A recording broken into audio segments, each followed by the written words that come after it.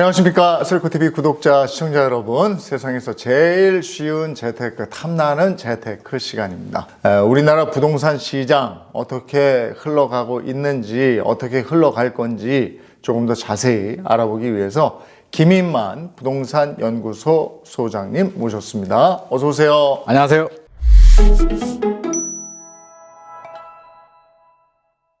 먼저 미분양 얘기부터 안 할 수가 없습니다.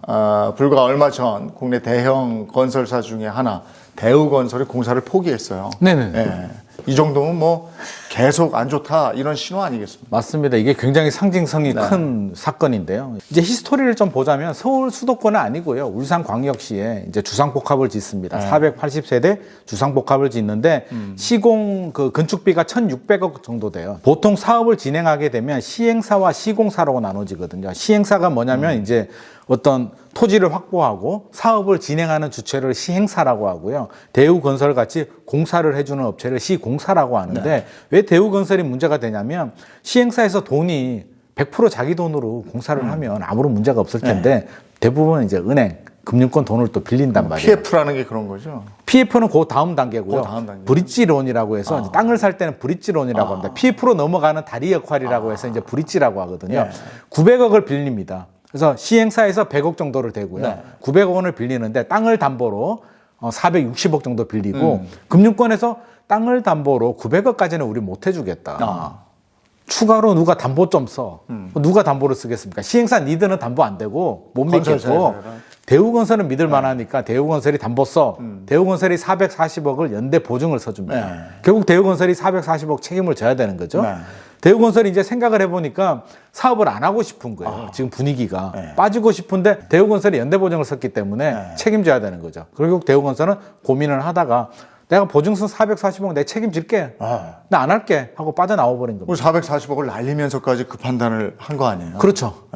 굉장히 고민이 크겠죠. 440억이. 아무리 대우건설이라도 굉장히 어려운 결단을 내렸는데 그만큼 부동산 시장이 앞날이 불투명하다는 걸 보여주는 단적인 사건입니다. 이게 대우건설에서 생각을 해보게 되면 공사가 잘 되면 1,600억을 받는 거잖아요. 그렇죠. 잘 된다는 보장도 없고요. 미분양 같은 경우는 울산이 10배가 늘어났거든요. 1년 전에 2022년 작년이죠. 1월 달에 미분양이 395세대 정도 됐는데 1년이 지나니까 미분양이 3,570세대로 늘어납니다.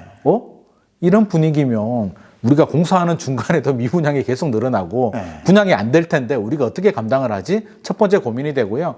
두 번째는 이제 결국에는 또 금융비용이 발생하는 거잖아요. 시행사가 책임진다라고 하지만 사실은 시공사 책임이지 시공사에서 건물 다 짓고 돈을 받아야 되는데 시행사에서 지불 능력이 안 되면 대우건설이 고스란히 건축비에 대한 부담을 다 져야 되는데 80억 원에서 금융비용이 3년 동안의 금융비용이 480억 원으로 늘어나거든요. 300억이 늘어나기 때문에 야 차라리 440억 포기하는 게 낫지 않아? 라는 불안감이 있기 때문에 고심 끝에 결단을 내린 것 같습니다.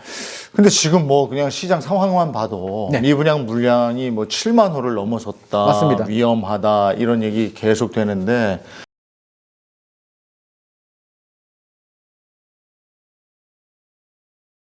미분양이 가장 걱정이죠. 아마 정부 입장에서는요, 미분양이 걱정일 거예요. 집값 떨어지는 것보다. 은행 돈을 빌렸는데 미분양이 나서 디폴트 상태가 되면 은행은 그 돈을 떼이는 거거든요. 은행이 흔들리게 되면 지금 PF 연체액이 1조 원 넘었다라고 하고요. PF 깔린 돈이 125조 원 정도 되거든요. 제가 최근에 그 정책 만드시는 분을 만났는데 그 말씀을 하시더라고요. 금융시장으로 불똥 튀는 게 가장 우려스럽다. 그걸 막아야 되기 때문에 정부는 규제를 풀어주는 거라고 지금 말씀을 하고 있기 때문에. 그래서 이제 정책들이 나오는 거고. 정책들이 나오는 거죠. 물론 서민들 입장에서는 야 집값 떨어지는데 정부는 왜 자꾸 집값을 막는 거야 라고 하지만 이게 파급 효과가 금융시장이 흔들리면 내수경제가 무너지게 되고 소비 감소로 이어지게 되고 요즘 안 그래도 경기가 안 좋은데 자영업자들 아우성을 치는데 여러 가지 문제들이 굉장히 발생하기 때문에 미분양이 걱정이 되는데 지금 분위기에서는 더 올라갈 것 같습니다. 근데 제가 보니까 그 분양을 하면 그 가격이 적정하면 그게 또 되더라고요.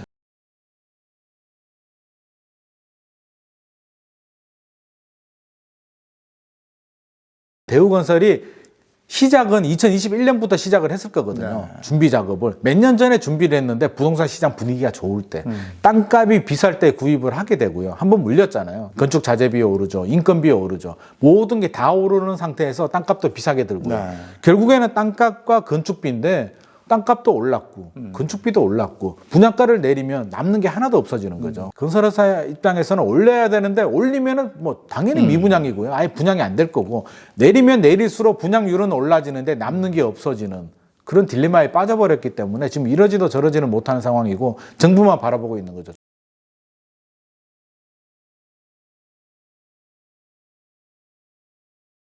아이러니하게 이제 타선 기간이라는 게 있는데 빵 공장 같으면 야, 지금 빵이 부족하면 바로바로 공장에서 찍어낼 수는 있는데 건설 같은 경우는 준비 기간 완료까지 한 5년 정도 걸리거든요. 작년, 재작년에 땅을 사서 진행한 사업지들이 다 물려버린 거예요. 그래서 지금 미룰 수도 없는 상황이고요. 진행은 해야 되는데 진행을 하려다 보니까 분양가 딜레마에 빠지고요. 지금 현장 분위기를 잠깐 말씀을 드리면 20%만 계약을 해도 선방이다. 20% 계약하면 사실 적자거든요. 근데 얼마나 계약이 안 되면 야 20% 계약하면 박수치는 지금 이런 그래도 돈은 들어오니까 운영은 할 수 있다. 그거라도 받아야 되는 거고요. 그 다음에는 이제 뭐 그 무순위 청약, 선착순으로 해가지고 이제 늘려야 되니까 1차 계약에서 정당 계약이라고 하는데 정당 계약에서 20%만 넘기면 성공이다. 오죽하면 이런 얘기가 나오고요. 단적으로 또 시장 수요자들은 살 생각이 별로 없어요. 미분양은 1000세대 아파트라고 한다면 1000세대에 한 개 팔아서 될 문제가 아니거든요. 20%라고 하더라도 200명이 계약을 해줘야 되는데 아까 20% 잠깐 말씀드렸지만 200명 계약하기 굉장히 힘들잖아요.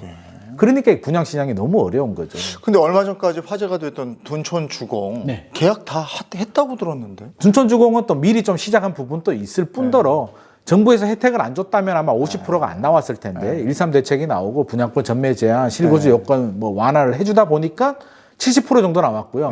특히 서울은요, 우리 장의자에도 그렇지만 위치가 좋아요. 역세권에. 서울은 공급 물량도 부족한 지역이잖아요. 1년에 서울에서 소화할 수 있는 수준은 한 4만 7천 호 정도로 보거든요. 근데 서울은 지금 올해만 하더라도 입주 물량이 2만 4천 호 정도밖에 안 돼요. 그래서 수요 대비 서울은 다른 지역에 비해서 공급이 굉장히 부족합니다. 왜? 땅이 없으니까.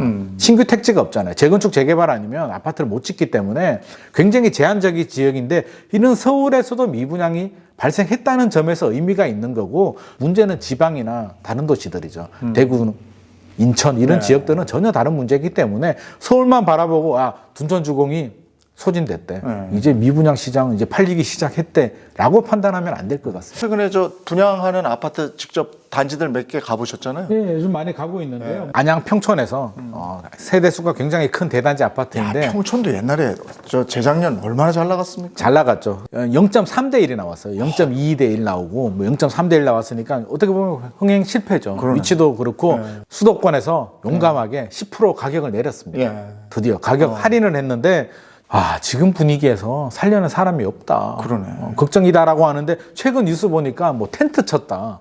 그러게요. 줄 섰다. 이런 뉴스가 또 나오더라고요. 그래서 이게 무슨 일이냐. 뭐예요? 진짜 저도 봤어요. 그거. 이게 뭐냐면은요. 이제 넘어가잖아요. 정당 계약에서 안 되고 예비 당첨자에서 안 되면 이제 무순위로 넘어가는데 무순위를 건너뛰고요. 선착순으로 넘어가게 됩니다. 그러다 보니까 일부 수요자들이 좋은 동, 좋은 층을 잡기 위해서 그거는 어차피 할 생각이면 가격도 10% 내려갔잖아요. 그렇지. 10% 내리니까 제가 주변 시세하고 비교해 보니까 주변에 새 아파트하고 비슷해요. 요 정도 가격이면 지금 기준에서는 괜찮다.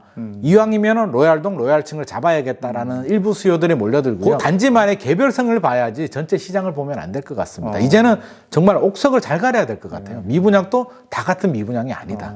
그럼에도 불구하고 거래량이 조금 늘었다 하는 기사를 뭐 가끔 보는데 그거는 부분적인 거군요. 그러니까. 거래량이 늘어나는 것도 우리가 좀 잘 봐야 되니까 지금 시장 흐름을 잘 봐야 되는데요. 12월보다 1월이 거래량이 늘어난 건 사실입니다. 12월 달에 850세대 정도인가요? 대략 그 정도 이제 서울 기준에서 거래가 됐었고요. 1월 달에 1,300건이 넘었어요. 그러니까 늘어난 건 사실이고요. 2022년 작년 10월, 11월, 12월 3개월 만에 쇼크를 먹었거든요. 금리는 빠르게 올라갔고요.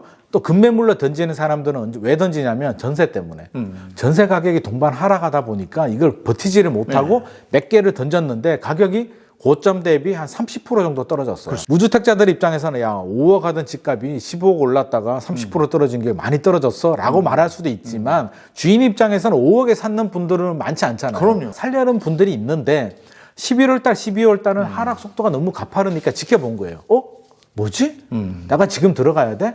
좀 더 기다려야겠다? 라는 생각을 가지고 있다가 1월 달이 되니까 이제 정부에서 규제를 풀어주죠. 1.3 대책이 나오고 여러 가지 규제를 풀어주고 가격도 30% 정도 떨어지니까 이 정도면 사도 되겠다라고 해서 이제 몇 개를 거래를 합니다. 그러니까 거래량이 늘어난 거는 사실이고요. 그러다 보니까 이제 집주인 입장에서는 마음이 또 똑같잖아요. 15억, 16억 정도에서는 급매물이 실제로 거래가 됐고요. 최근에 18억까지 거래가 됐는데 그러다 보니까 집주인들은 호가를 19억으로 올립니다. 아, 또 그새. 네, 나는 19억 정도는 팔아야 돼. 그럼 안 팔리는데 또. 안 팔리죠. 그럼 매수자들은 무슨 소리야. 15억, 16억에 거래가 됐는데. 그렇지. 그렇게 팔렸는데 나한테 왜 이래? 이러지. 그렇죠. 무슨 소리 하는 거야. 나 안 사. 내가 뭐가 급해. 15억, 16억 되면 연락 주세요. 라고 하기 때문에 2월부터는 또 거래량이 줄어들었습니다. 이 팽팽한 줄다리기가 뭐 부동산 쪽에서는 그렇게 얘기하거든요.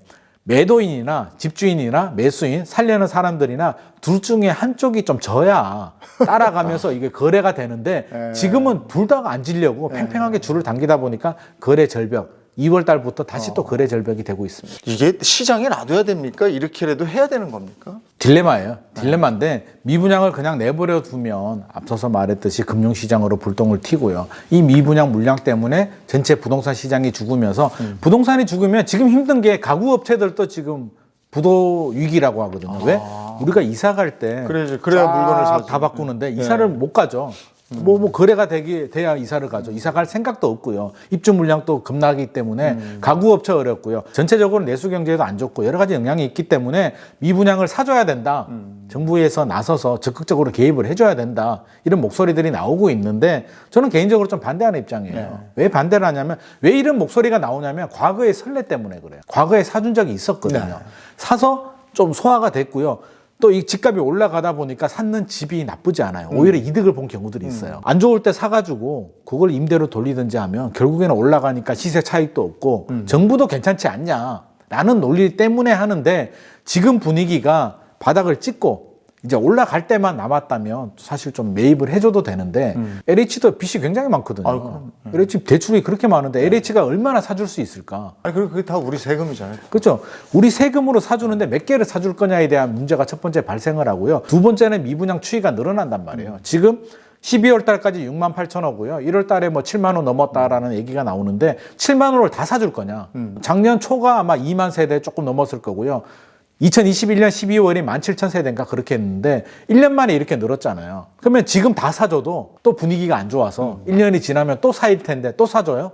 우리 세금으로. 그렇지. 그것도 한도 현실적으로 끝도 없다, 이거. 한도 끝도 없죠. 이건 답이 안 나오는 거고 결국에는 LH가 또 부실로 연결되면서 최근에 우리 한전 보더라도 전기요금도 지금 그런 문제잖아요. 계속 이게 부실이 늘어나면 문제가 되듯이 LH도 감당이 안 된다. 그리고 또 하나의 문제는 저렴한 걸 사면 괜찮아요. 우리 시장에서 현장에서도 이제 그러거든요. 건설 물량 중에 소화가 안 되고 진짜 어려운 물건이 있으면 통으로 매각을 하거든요. 굉장히 저렴한 가격에 손해보고 판단 말이에요. 그런 굉장히 저렴한 매물이 있으면 사도 된다고 저는 생각을 합니다. 100이라고 따지면 한 70 정도, 60 정도 땡처리 이런 거 사가지고 임대로 돌리든지 하면 그런 거는 괜찮은데 5%, 10% 요 정도 할인 받아가지고 우리 세금을 투입해서 사준다. 결국에는 이게 근본 문제가 해결이 되진 않고요. 그럼 근본 문제는 미분양이 왜 발생하느냐를 생각을 해봐야 되잖아요. 이 여러 가지 문제를 그대로 두고 그대로 정부에서 그냥 사줬다가 건설회사들이 힘드니까 사주고 또 발생하면 사주고 그렇게 해서 과연 해결될 문제인가. 이게 6개월 만에 반등을 하면 또 괜찮겠지만 그럴 상황도 아닌 것 같고 저는 솔직히 LH 솔직히 별로 좋아하지 않습니다. 왜? 그동안에 했던 관리 능력을 보면 정말 내 돈처럼 내 아파트를 산다면 그렇게 살까? 충분한 고민하고 발품을 팔고 가격도 협상을 해서 사야 되는데 그렇게 안 하더라는 거죠. 관리도 제대로 안 됐기 때문에 저는 그렇게 무분별하게 하는 거는 좀 아니라고 생각합니다. 아까 미분양 얘기 우리가 집중적으로 했었는데 네네.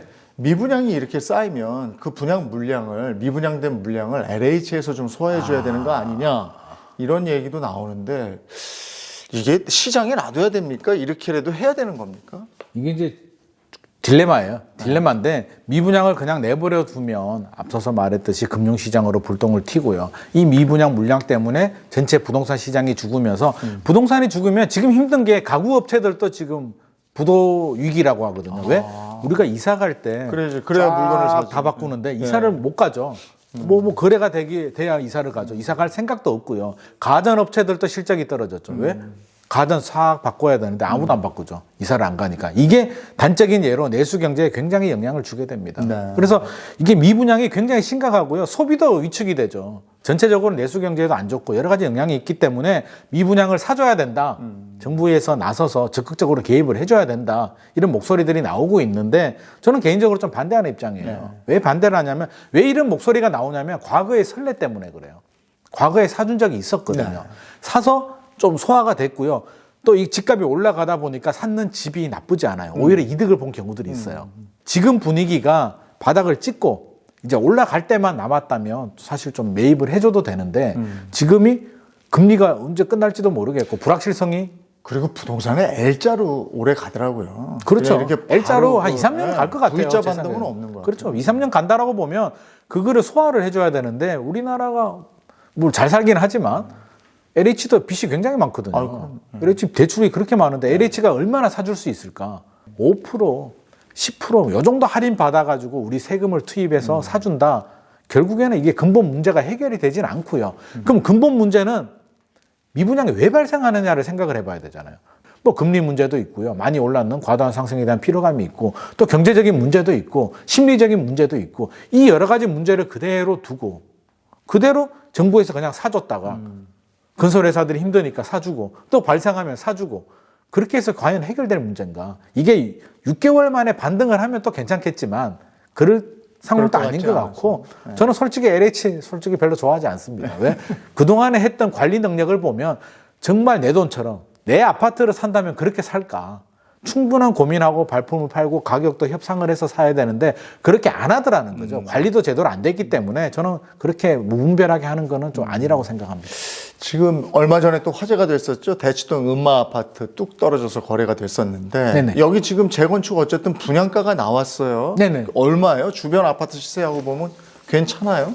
평당 뭐 7,700만 원 뭐 이야기를 해가지고 굉장히 비싸다고 하는데 제가 계산을 해봤거든요. 계산해 보니까 딱 주변 시세에 조합원 지금 우리 금매로 소화되는 가격 정도에서 계산을 해보면 그 정도 가격이 나와요. 그러니까 그러면 과다하게 뭐 이런 제가 건 볼 땐 아니고. 비싼 건 아닙니다. 비싼 건 그러면 계산해보면 한 25억, 26억 정도 되거든요. 34평 아파트가. 주변 시세보다는 살짝 저렴하긴 해요. 네. 높진 않아요.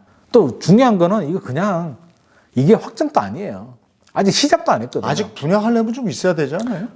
좀이 아니라 한 10년 한참 걸릴 겁니다. 10년. 네. 그러니까 분양가가 최종 언제 나오냐면 관리처분 단계에서 나오거든요. 네. 관리처분이 언제 되냐면 지금은 음마 아파트 같은 경우는 조합도 안 만들었어요. 거의 조합이 없어요 지금? 아직 조합까지 만든 단계가 추진이 아닙니다. 단계예요, 추진이 단계고요. 그런 거예요. 아우 이제 그러면, 구역 지정이 됐어요. 그러면 뭐 한 그러면 조합 제가 보기엔 설립해야 되죠. 최소한 15년 걸리겠네. 조합 설립해야 되죠. 네. 또 건축 심의 받죠. 사업 시행 계획 받죠. 관리 처분까지 받으려면 10년 이상 걸리는데 최종 분양가는 10년 후에 결정이 되거든요. 관리처분 받고도 2주 해야지 져야지 맞습니다. 그러면 관리처분 받고도 7년인데 그러니까 지금 나오는 숫자에 저는 너무 민감하게 생각할 필요는 없다. 지금 기준에서 보자면 높지도 않고 낮지도 않다. 네. 그래서 지금 분위기가 뭐 이어지더라도 나중에도 뭐 고분양가로 나오진 않겠죠. 주변 시세보다는 살짝 낮게 근데 책정을 하기 거기야 때문에. 뭐 재건축 되기만 되면 그 좋죠. 자리가 너무 좋으니까요. 확보도 너무 좋고요. 그럼요. 그리고 여기는 지금 15년 후 일이에요. 15년 후에 우리 부동산 시장이 또 어떻게 될지 누가 맞습니다. 합니까? 거의 한 7년 주기로 움직이는데 맞습니다. 어떻게 될지 모르는 거고 또 하나가 그 송파구 그쪽에 네. 뭐 한양 아파트니 장미 아파트도 재건축 단지인가요? 추진하고 있습니다. 그런 데는 지금 어떻게 되어 있습니까? 거기도 지금 주공 추진하고 5단지도 있고요. 그렇고. 주공 5단지도 그렇고요. 지금 진행하고 있는데 입지는 다 검증이 된 것들이죠. 좋죠. 다. 말할 필요가 없고요. 지금 진행을 하고 있는데 뭐 지금 어떻게 보면 룰 들어왔을 때 넣어줘야 되거든요. 지금 정부에서 안전진단도 풀어주고 재건축 규제 완화해준다고 하기 때문에 이쪽 업계에서는 이제 그런 얘기를 하죠. 규제가 있을 때는 꽉 막혀 있잖아요. 한 번씩 규제를 풀어줄 때가 있거든요. 그때 MB 해야죠. 정부, 박근혜 정부 때 풀어줬을 때 속도를 내야 또 물량이 나오기 때문에 지금 열심히 속도를 내고 있는 과정이고요. 그렇다고 해서 이 단지들이 동시에 이렇게 진행될 수는 없는 거잖아요. 개별성. 그렇게 걱정하시는 분들이 많아요.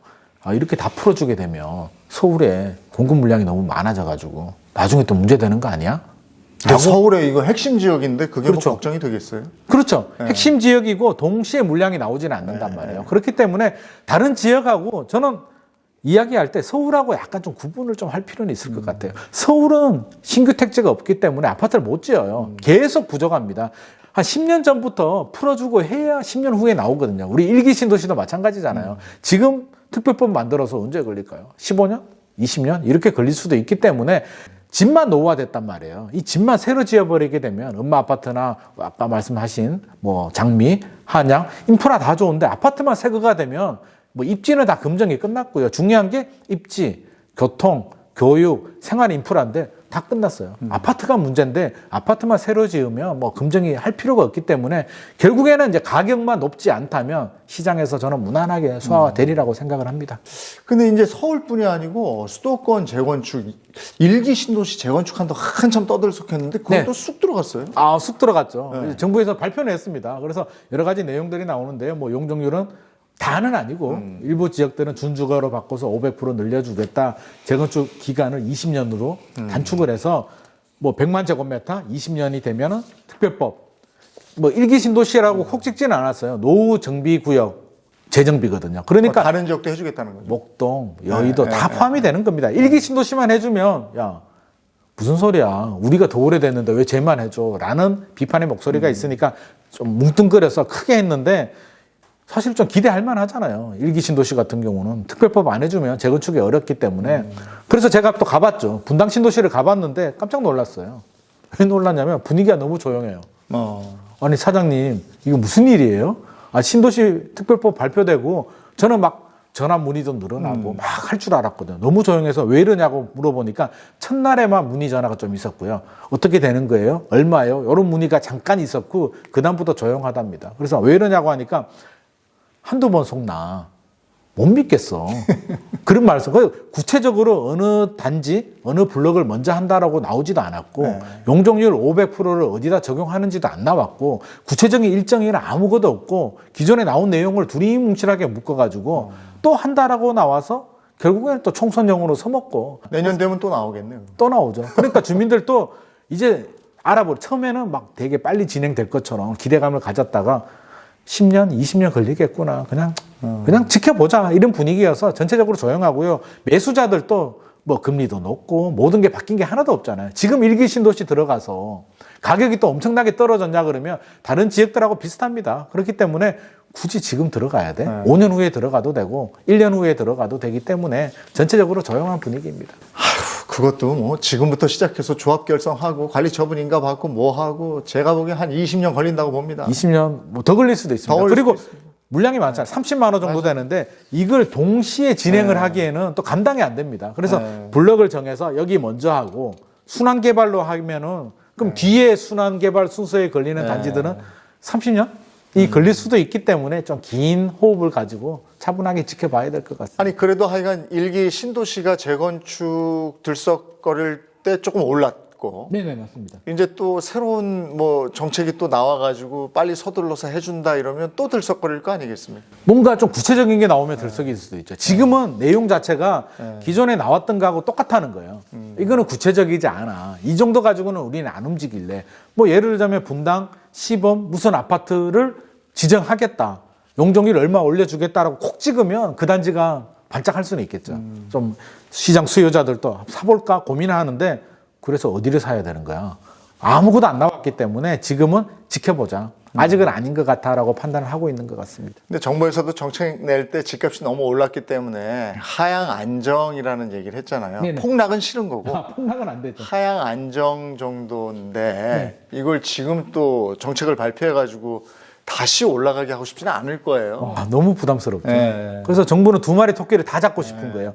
떨어지게 되면 내수 경제, 네. 금융시장에도 불안하니까 떨어지는 거는 막아야겠다. 요 정도. 일단 고점 대비 30% 정도 떨어졌으니까 됐어. 여기서 그냥 쭉 요렇게 갔으면 좋겠다. 정부가 바라는 거야. 제발 그대로 가죠. 네. 오르지도 마. 올라가게 되면 또 문재인 정부에서 문제가 됐잖아. 집값 한번 올라가면 네. 이제 또 엄청난 비판의 목소리와 문제가 돼. 니들이 규제 풀어줘가지고 겨우 떨어지는 집값을 네. 니들이 올린 거 아니야라는 엄청난 비판의 목소리가 있기 때문에 제발 이대로 가죠. 그래서 강남 3구, 용산구 남겨둔 거고요. 네. 토지거래 허가도 지금 토지거래 허가 묶여 있거든요. 여의도, 성수, 강남 쪽에. 토지거래 허가도 4월 달부터 6월 달이 이제 풀어주는 기간, 1년에 한 번씩 갱신을 하기 때문에 성수, 여의도가 4월 달에 풀어주고요.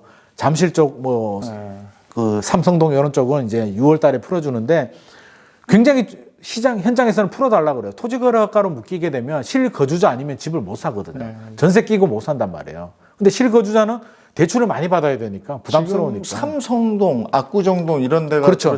그렇죠. 토지거래가 묶여 있어서 풀어달라 그러는데 이제 칼자루 쥐고 있는 게 서울시인데 서울시에서 풀어준다는 말을 안 하고 있어요. 이거 풀어줬다가 이게 이제 서로 똑같은 거죠. 괜히 내가 앞장서서 풀어줬다가 집값 오르면 옛날 박원순 전 서울시장 시절에도 뭐 마스터 플랜 뭐 이런 거 있었거든요. 싱가포르에서 마스터 플랜 얘기 한번 잘못했다가 여의도 뭐 용산 쪽 집값 폭등해가지고 욕 맞아요. 엄청 먹고 시작도 못하고 접어버렸거든요. 그래서 아마 오세훈 서울시장도 토지거래가 아마 쉽게 건드리지 못할 거예요. 지금 겨우 이게 물결처럼 보합으로 가고 있는데 거기에 큰 돌 하나 확 던져버리는 거거든요. 그래서 아마 과연 과감하게 던질 수 있을까? 그렇게 못할 것 같습니다. 근데 지금 어쨌든 아직 그 용산하고 강남은 안 풀렸잖아요. 네네. 그럼 용산하고 강남에 지금 뭔가 분양이 되면 네. 여기는 분양가 상한제 적용을 받잖아요. 받죠. 그리고 그럼 다른 분양가가 규제들 다 쌀거 들어가죠. 아니에요. 그죠? 분양가는 좀 살 수는 있죠. 싸죠. 그러면 여기는 들어오겠네, 사람들이. 분양가가 사면은 들어오는 오는데 다른 규제들은 또 남아 있죠. 그러니까 이게 양날의 칼이죠. 그러니까 돈 있는 사람들한테는 기회가 되는 거고요. 뭐 양도세, 중과세 이런 거 그대로 다 적용되잖아요. 대출 규제. 안 풀어줬으니까. 그러니까 있는 결국에는 있는 사람들한테 기회가 되는 거니까. 아이고, 어렵다. 이게 참 어렵습니다. 네, 참, 이 부동산 어렵습니다. 어렵습니다. 올해 입주자를 기다리고 있는 아파트들도 많고, 그 실제로 입주 물량이 많이 있죠. 공급이 많으니까 지금. 그렇습니다. 예. 전체적으로 입주 물량이 굉장히 늘어나는 상황입니다. 예. 입주 물량의 특징이 있습니까? 입주 물량은 이게 아파트 같은 경우는 이제 지금이 아니고 3년 전을 봐야 되거든요. 3년 전에 분양했던 게 지금 입주 물량으로 나오고요. 지금 분양한 게 3년 후에 나와요. 네. 그러니까 지금 입주 물량은 이게 역설적으로 말하면 부동산 시장 분위기가 꽃을 피웠을 때 굉장히 과열이 됐을 때 나온 물량이라는 거죠. 그럼 물량이 많을 수밖에 없죠. 그리고 또 하나가 이제 강남도 집값이 내리기 때문에 네. 강남 입성을 호시탐탐 노리고 있던 분들한테는 네. 요즘 같은 때가 기회가 되지 않겠느냐 이런 얘기는 어떻게 생각하십니까? 강남에 서울은 입주 물량이 부족한 건 사실입니다. 적정 수요가 4만 7천 호 정도 되는데 올해 2만 4천 호 정도 되고요. 내년도 그 정도 수준입니다. 그래서 부족한 거는 맞는데 하필이면 강남의 입주 물량이 많아요. 올해 3월 달에 개포주공 4단지 재건축한 프레지던스 아파트가 아마 3,300세대 정도 예정이 되어 있는데 작년 8월부터 이제 입주장이 시작이 됐거든요. 그러면 프레지던스 앞에 보면 개포주공 3단지를 또 재건축한 아파트가 있습니다. 뭐 DH 아너힐스 아파트가 있는데 동반 전세 가격이 떨어집니다. 똑같은 현상이죠. 재입주하려면 여기 또 물량을 빼야 되니까 동반 떨어지는데 프레지던스 아파트 3,300세대 물량은 이제 얼마 안 남았대요. 입주장이 거의 끝나가는데 여기서 끝나면 강남에 뭐 입주 물량 이런 뉴스 나오지도 않을 거예요. 다음 타장 8월 달에 원베일리라고 해서 반포 쪽이 또 입지 좋잖아요. 한강 조망에 나오는 원베일리 아파트가 2,990세대입니다. 거기 따닥따닥 졌던데. 따닥따닥 지었죠. 그러니까 물량 또 한꺼번에 이게 분위기 좋을 때 같으면 2,990세대 그거 뭐 다 소화되는데 지금 분위기 금리도 높고 전세 시장 안 그래도 어려운데 2,990세대가 또 쏟아지게 되면 또 한 방 맞고 그럼 여기서 끝나면 또 괜찮아요. 11월 달에 개포주공 1단지. 야, 많구나. 프레지던스가 그거는 이 두 개를 합친 것보다 더 많습니다. 6,700세대가 나옵니다.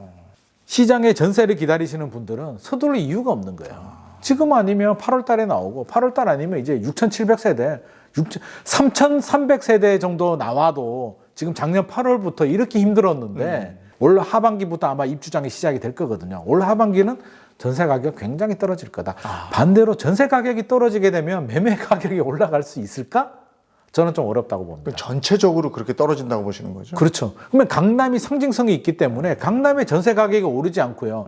매매 가격도 많이 떨어지진 않지만 다른 지역들이 치고 올라가기는 어렵다. 그래서 저는 올해 V자 반등은 좀 어렵다고 보는 이유 중에 하나가 입주 물량이 너무 많다, 강남 쪽에. 그래서 강남 입성을 원하시는 분들은 이때 좀 노려가지고요. 기회일 수 있으니까. 그렇죠. 전세가 들어가시는 분들은 또 2+2 계약갱신 되니까 지금 저렴할 때 들어가면 4년 동안 잘 사실 수도 있고요. 또 주춤할 때 자금이 되는 실수요자들은 또 뭐 매매도 생각할 수도 있는데 지금 문제되는 지역이 전국적으로도 많기는 하지만 대구하고 인천이거든요.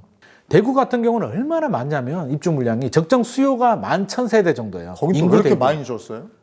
분위기가 좋았을 때 너무 많이 밀어낸 거예요. 적정 수요가 11,000인데 올해 입주 물량이 34,000호. 이야, 서울보다 많아요. 대구가 너무 남겠는데? 이 무덤이죠. 아니 그 수요 예측을 안 했나? 어떻게 그렇게? 안 사도 되는 사람들이 가수요가 생기거든요. 그래서 가수요가 막 생기다 보니까 2019년, 2020년, 2021년에 건설회사들은 물 들어왔다고 막 지어댄 거죠. 근데 땅 있으면 그냥 무분별하게 막 짓고 지자체도 잘못한 게 인허가를 충분히 고려를 그렇지, 해서 속도 조절을 해줘야 되는데 다 해줬단 말이에요. 그러다 보니까 올해도 많고요. 내년에도 2만 세대가 넘어요. 2025년까지 많아요. 지금 대구도 그런 상황이고 인천도 많아요.